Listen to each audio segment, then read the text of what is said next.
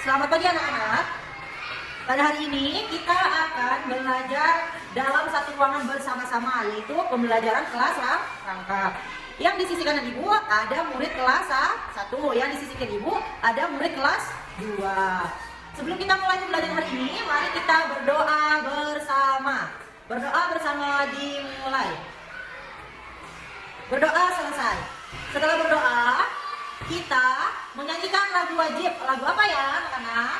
Bagaimana kalau kita nyanyikan lagu Garuda Pancasila?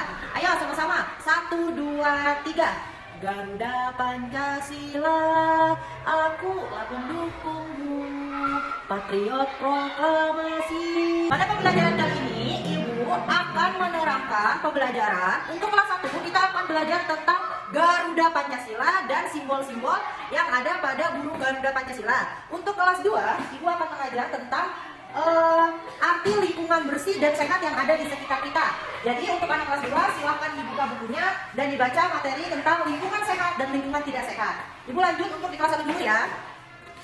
Untuk di kelas 1 silahkan dibuka bukunya, materinya tentang Garuda Pancasila. Ibu mau tanya, Garuda Pancasila itu apa ya? Garuda Pancasila adalah simbol negara kita. Isinya Pancasila ada berapa? Ada 5, berarti terdiri dari 5 isi dan 5 simbol. Yang pertama ada apa? Ada sila yang pertama.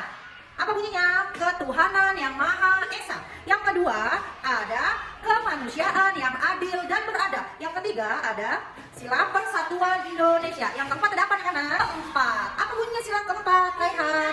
Sila keempat adalah kerakyatan yang dipimpin oleh hikmat kebijaksanaan dalam permusyawaratan perwakilan. Yang terakhir Delisa, sila kelima. Apa bunyinya nak? Adalah apa? Keadilan sosial bagi seluruh rakyat Indonesia.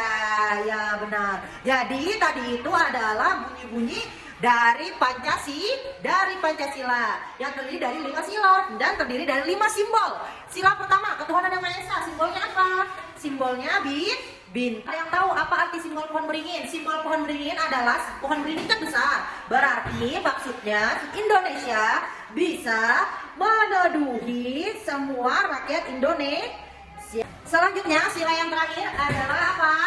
Bunyinya keadilan sosial bagi seluruh rakyat Indonesia, dilambangkan dengan padi dan kapas. Apa maksudnya lambang sila yang kelima, padi dan kapas? Berarti menandakan bahwa rakyat Indonesia itu memerlukan pakaian, pangan, tempat tinggal. Makanya disimbolkan dengan padi dan kapas. Begitu.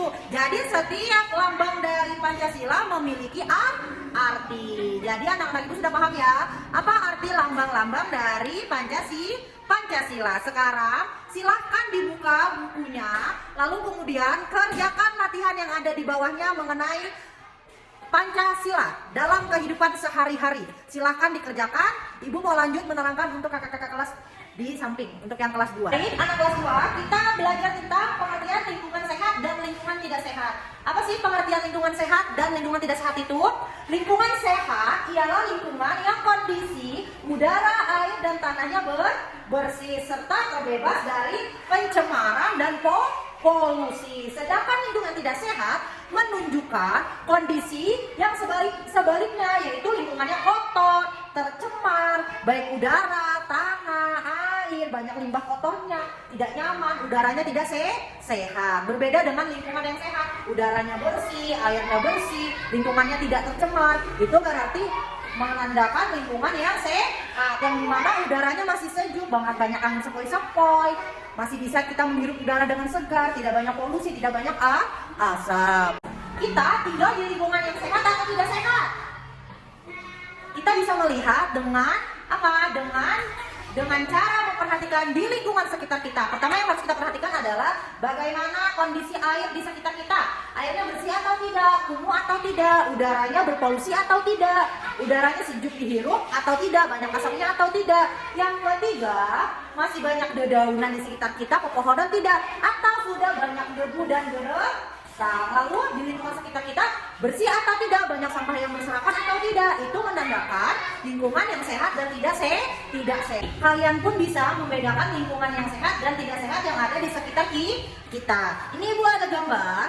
Di sini gambar tentang seorang anak yang membuang sampah dengan dibedakan antara sampah organik dan anorganik. Sampah yang bisa didaur ulang dan tidak bisa didaur ulang. Selanjutnya ada kurangnya konsumsi makanan kemasan berplastik. Kenapa kita harus mengurangi makanan yang kemasannya berplastik? Karena kemasan berplastik itu tidak bisa didaur ulang. Karena semakin banyak sampahnya, maka semakin menumpuk. Karena tidak bisa didaur ulang dengan cepat. Selanjutnya ada gambar tentang anak-anak yang melakukan kebersihan di sekolah. Mereka melakukan kerja bakti untuk membersihkan sekolah, di mana mereka melakukan kerja bakti bersama-sama. Selanjutnya ada orang yang bergotong royong di lingkungan tempat tinggal mereka. Berarti sama-sama mereka melakukan kerja bakti untuk membersihkan lingkungan rumah.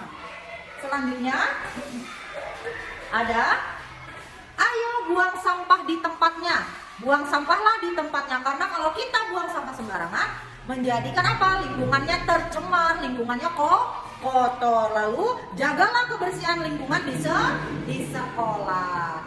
Nah, sekarang Ibu mau ngasih tugas buat kalian, buat anak kelas 2. Ibu kasih gambar. Di situ gambarnya mengenai lingkungan. Ada lingkungan sehat dan lingkungan tidak sehat. Kalian disuruh menanggapi gambar tersebut. Cara mengatasinya gimana kalau lingkungannya seperti ini? Nah, silahkan dikerjakan. Ibu kasih waktu 30 menit untuk mengerjakan. Kalau sudah, bisa dikumpul ke meja Ibu. Gimana untuk anak kelas 1? Apakah tugas yang tadi Ibu berikan sudah selesai? Mengenai simbol-simbol Pancasila, kalau sudah bisa dikumpul ke depan. Jadi untuk pembelajaran hari ini Ibu cukupkan sampai di sini. Mohon maaf untuk kurang dan lebihnya.